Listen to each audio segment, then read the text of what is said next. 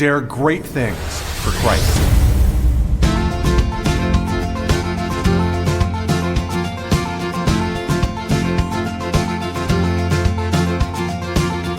Christ calls us to dare great things. In the marketplace, as well as in the mission field, there has never been a time like the present for the spirit of the Catholic entrepreneur.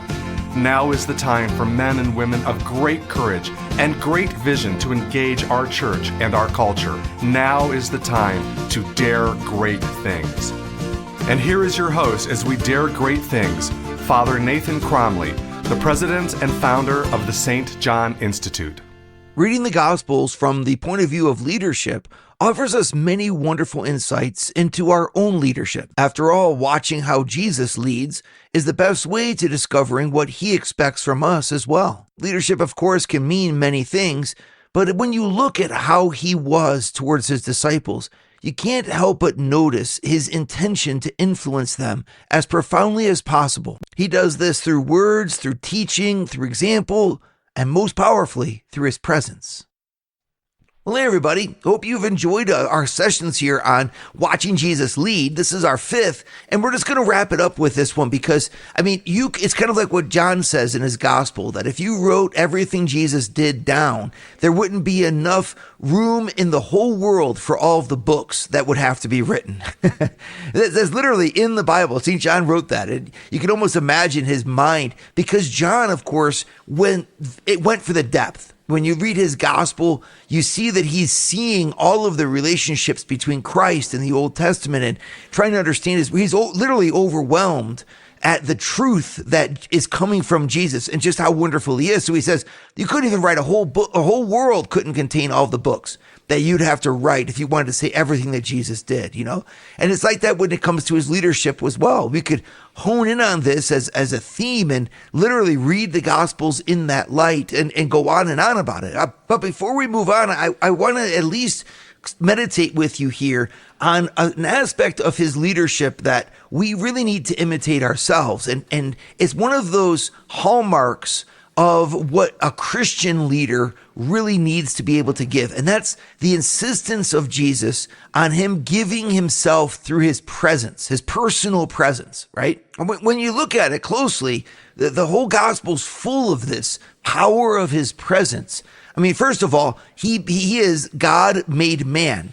He's the Word incarnate who came down from heaven to earth and dwelt among us. 30 years of his life was in the domestic household, in the presence of Mary and Joseph, in the presence of his cousins, in the presence of the people of Nazareth where he lived, or Egypt or Jerusalem. He kind of moved around a little bit there at the beginning, as we know.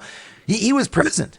And it's remarkable, very little is said about his first 30 years of life, almost as if to underscore the fact that you don't have to be doing things all the time in order to be achieving God's will, in order to be glorifying the Father, in order to be living life to the full. I think sometimes we are tempted by this, and it's something we have to remember, because the world will give accolades for our achievements, for our actions, especially if our actions are excellent. But when you think about that, that's kind of a two-edged sword because, well, yes, it's wonderful to receive an accolade, but only those who get noticed receive those accolades. And if you have to really struggle to get noticed, well, then it's almost like saying that your success is dependent on whether or not others recognize it. Right? It's a big temptation in our lives because you say, oh, I want to be like, this great star or that great star, or I want to be like this leader that everybody can, give accolades to, can glorify in a way. Aristotle actually, going way back 400 years before Christ, said that glory or fame or public recognition of your excellence is the most attractive material thing that there is for a human person. But he lists it as material. He doesn't say it's spiritual. He says it's a thing of the body, because he says at the same time, it doesn't make a lot of sense, because that means that your success is dependent not on you, but on the opinions of others. And he also gives examples when he's talking about this, saying that, it's kind of funny because some people who received those accolades or who received the attention and the approval of the crowd went on to get it removed when later on the opinions of the crowd changed. And he says, it doesn't seem like this is really fitting for a definition of success. Isn't there any way to go deeper? I mean, is leadership really just a question of following the whim and the fancy of public opinion? Jesus goes a lot deeper than that. Even without people noticing him or giving accolade to what he was doing, he was in fact influencing the world. His presence may not have been noticed. He may not have manifested a lot through it, but in fact, he was already laying the seeds for an effective outreach that would come. And he was setting, so to speak, the stage for a long time by his presence. Because if the people didn't know that he was of them, from them, with them, they wouldn't listen to him. He had to come from his own in order to save his own. It's a very first law. Remember this line, I like it very much. Love is the bridge truth walks across. You can come out all day long saying all kinds of truths, but that doesn't mean anybody's going to listen to them. People are going to listen to truths that come from someone that they trust. And so you first have to build the trust with your audience. You first have to build the trust with the people that you lead. It's not a title that makes you a leader. Power is not given to you by a title or by your company. Power is given to you by the people whom you lead.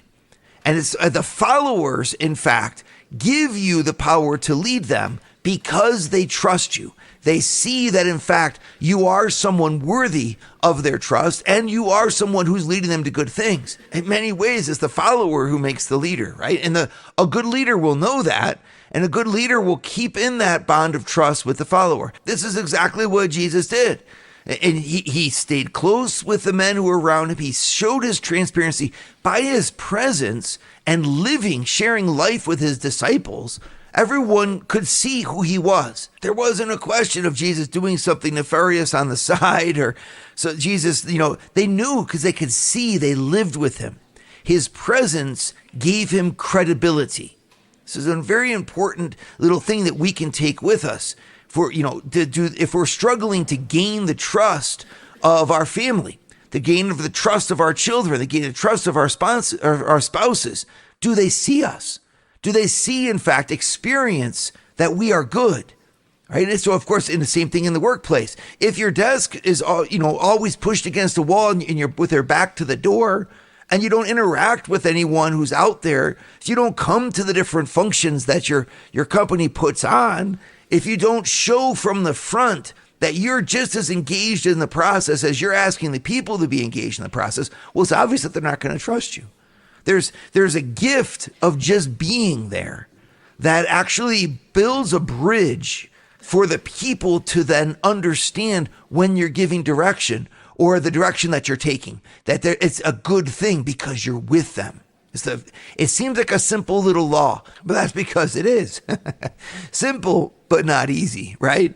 Because in the end, the temptation is, gosh, we're all so busy. We all have so many things to do that we take for granted the presence that a leader needs to have with the people whom he is leading.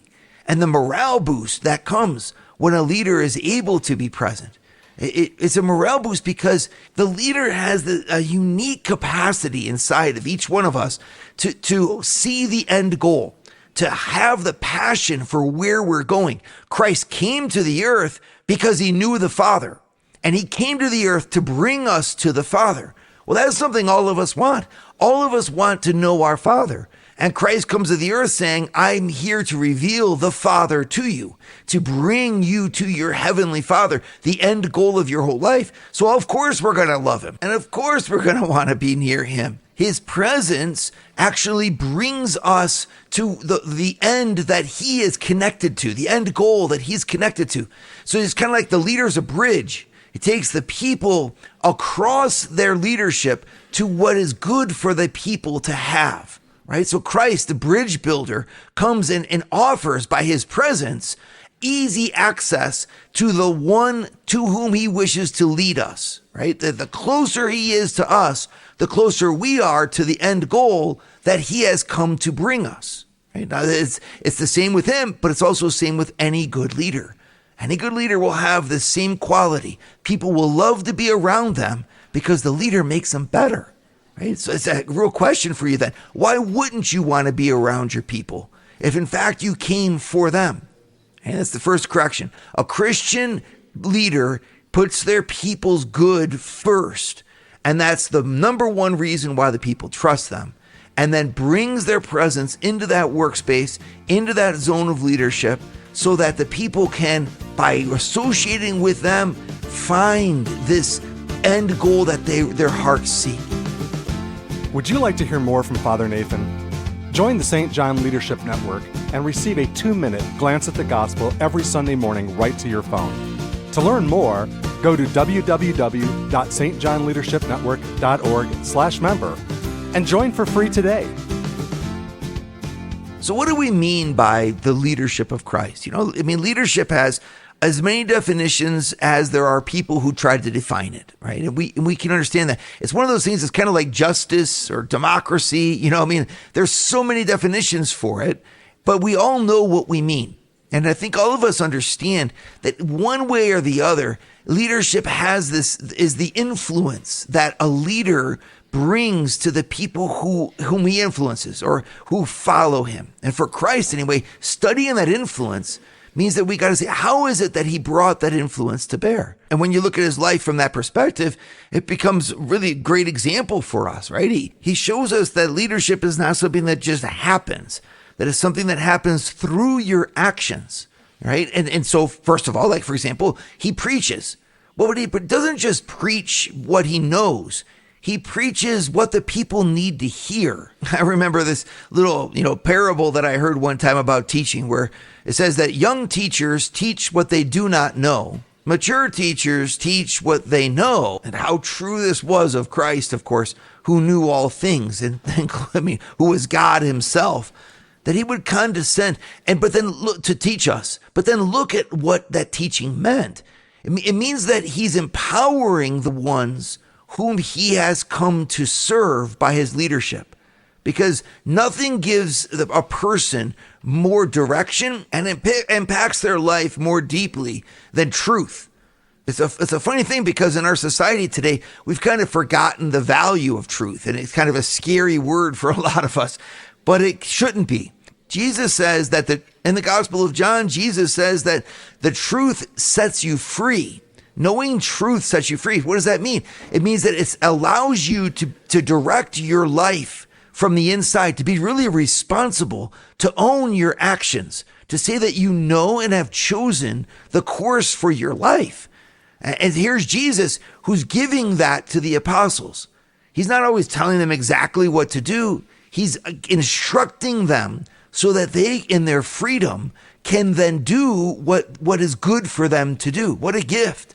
Well, that's leadership. So he could have said to everybody, you just have to do what I tell you to do. He could have, said, I have all these rules and laws and you have to obey them without understanding them.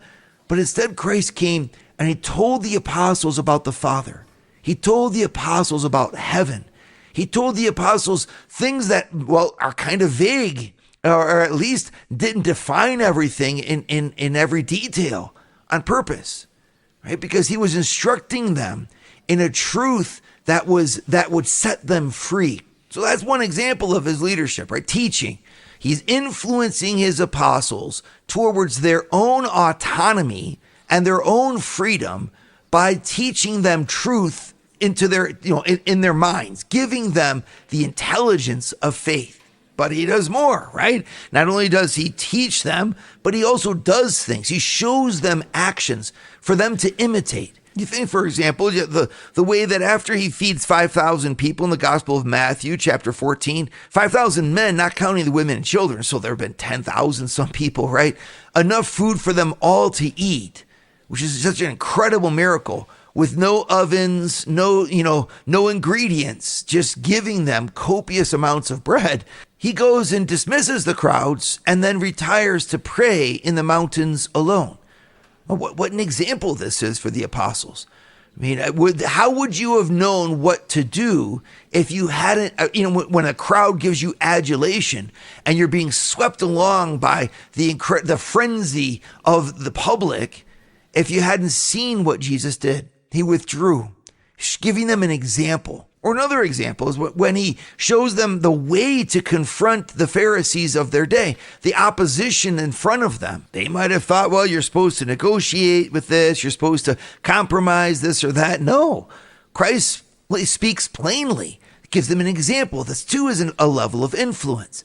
Teaching is one, example is another. He wants them to see what he does and also wants them to see how he does it. He's passing on. He'll tell them, go out, for example, and do these miracles. And he sends them out 2 by 2 ahead of him. Remember that? So that they can then be on their own proclaiming the kingdom of God.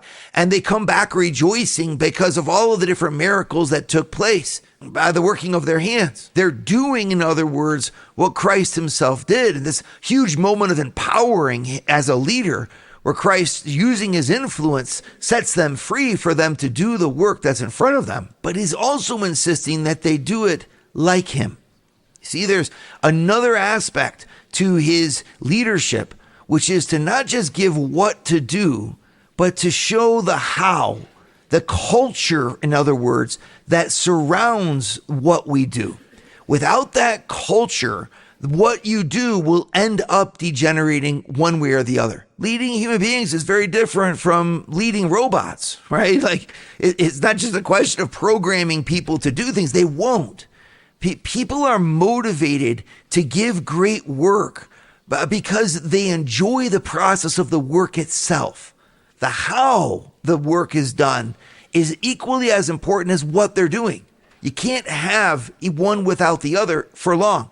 You just tell people to go out and do this or that like slaves, and they're going to rebel. And so Christ instructs a lot about the culture, about the way that they are to fulfill their ministry. Seek the lowest place, he says. Wash the feet of those whom you are called to serve. Do like me. Imitate my gentle leadership with the people that you're called to shepherd one day. But even more than words, it's his presence. It's the power of Christ being with them so that they can see all the places that go beyond the words. Not just the big deeds that he does, but the little deeds he does before the big deeds.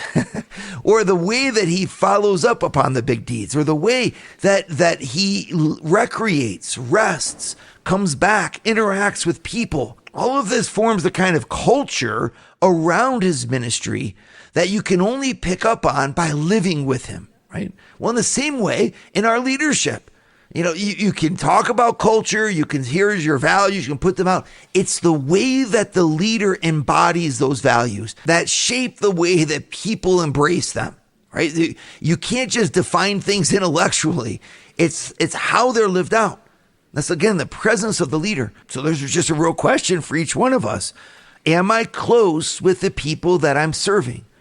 I mean, really close. Like, I could ask them, do you see enough of me? I remember a story that was told to me by Clay Mathiel. Clay Mathiel, as you know, took over Imes Pet Food as a really small company and then grew it into a $2 billion company before he sold it. And he said, in that whole journey of his leadership, he always made a point to memorize the names and faces of the people that he would see in the plants that were producing the food before he visited. And one time he would go in the back door of the thing on purpose, the plant on purpose, to kind of go in where the employees go in. And there was one particular plant where every time he would visit, he would greet some of the folks that were in the back of the plant on different forklifts. And as the company grew and his stress became more involved, he started to take a break from that. He no longer greeted them because he said, in the end, like, he didn't think it really mattered that much to them. Until one day, when he was asking his people for feedback, one of the guys on the forklift said, Mr. Mathiel, you used to say hello every time you came in. That meant so much to me. And I haven't been greeted by you in the last few years. And I feel like the company's changed. And Clay said that was it. He would never do that. He would greet the people from now on as a first priority, because as he acted, so the people felt the company was. That's the power of leading with presence. Would you like to start your Thursday mornings with a scriptural leadership lesson? Join the St. John Leadership Network, where Father Nathan hosts a 30-minute call at 6:30 a.m. in all 4 U.S. time zones. To learn more, Go to www.stjohnleadershipnetwork.org/member and join for free today. You know, I always find it fascinating being a Catholic priest, especially doing leadership work, because I get to watch the world and interact with the world outside of faith, right? Because as a priest, of course, you can just tend to be in the bubble and be around just the people that believe, and you're trying to help them with their lives. And this is a very good thing. But a priest doing leadership work in companies like I get to do, I get to see the world kind of as it is without God. I get to see what kind of ideas are competing for space with the values of the gospel. And sometimes it just makes me smile because it's almost like the world will get the wrong answer. I'm not quite sure that the gospel needs to be defended as much as we just need to show how beautiful it is. Because one of the great things about the gospel is that our leader was present. Like literally gave value to being connected in time and space with those whom he was leading, namely Jesus, who lived with his apostles. What an amazing thought. And meanwhile, and then you look at the secular world, and secular world is wonderful in many ways. I'm not here to, criticize it, but I'm also like, we act like we can replace intelligence with artificial intelligence. We act like we can have the machine generate emails for us, and we can just sit behind a camera instead of going out of our way to be together with the people. And of course we can. There's an efficiency there, but it's not all bad. But at the same time, the secular world seems to have forgotten the value and the irreplaceable value of being present. And so that's fine, but like a Christian leader is called to, in as many ways as possible, bring the whole package, bring a culture along with action. And that culture that they bring, you can't bring without being present. And of course, I'm saying you can be present virtually. That's already a form of presence. But you see, even that is a good thing. To be aware, even when you manage via webcam, that in fact, your body language, your tone of voice, the background is all a gift to your people that conveys something, messages something. I'm thinking of the law that was developed by the psychologist Albert Mehrabian. And he says that only 7% of what people understand is our words. The things that we say only impact a person. 7% of the impact is made by our words, whereas 38% is made by the tone of our voice, by the way that we say the words. It's very similar to what we're looking at here in terms of like the culture. You got a small amount of success is determined by skill. There's a lot more of success that's determined by the person's working environment, the collaboration of the team, the motivation that the company has, the way that the person feels coming into work. And then Mehrabian goes on to say that 55% of communication is done just by body language. Well, if you were to take that same rule and apply it to Christ, 55%, over half of what he was communicating in terms of leadership with his apostles came just from the way that he lived, just from being with them, 55% of it. Whereas 38% of it would come from the dispositions that he showed to them while he was teaching them. And then 7% what he actually said. Now, I'm not going to say that that's going to be accurate, because with Christ, everything's a little bit different, right? Because he's God and there's the Holy Spirit and etc. But you can see in general why the presence is so important.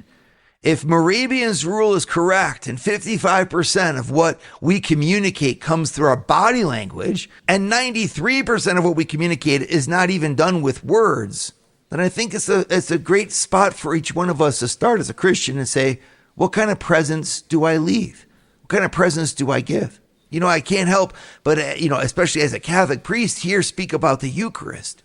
I mean, this gift of Jesus in his body and blood given for us at the end of his life. Why would he want to leave behind this memorial saying, whenever you do this, do it in memory of me? Why would he want to be remembered? It's because he wants to be present. It's amazing. And as Catholics, we believe that he's present in every tabernacle of every Catholic church in an absolutely unique way that's irreplaceable by any other. He's there, body, blood, soul, and divinity, at every Catholic church's tabernacle. That's amazing. And of course, other denominations understand it differently, but we all understand his words that he told his apostles when he said, I am with you always, even to the end of the age. See, the influence of Christ is that he doesn't just give influence, he gives himself.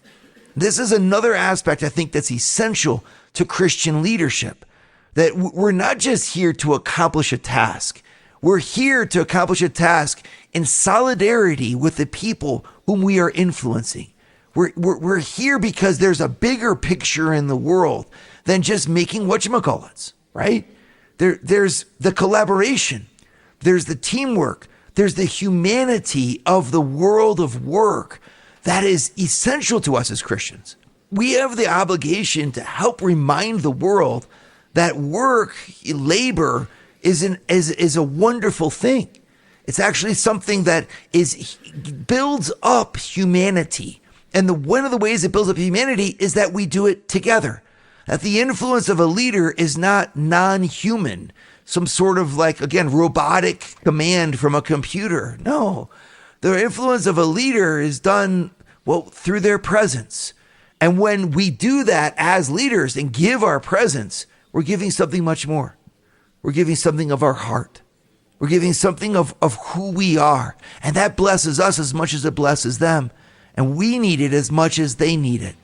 We're following in the footsteps of Christ, a God who made himself present and then gave his presence as his last gift in the Eucharist, in the Holy Spirit, in the power of his word. He's reminding us that in the end, our Christian life is not just about doing things. It's about the relationship that motivates all the doing, our relationship with God.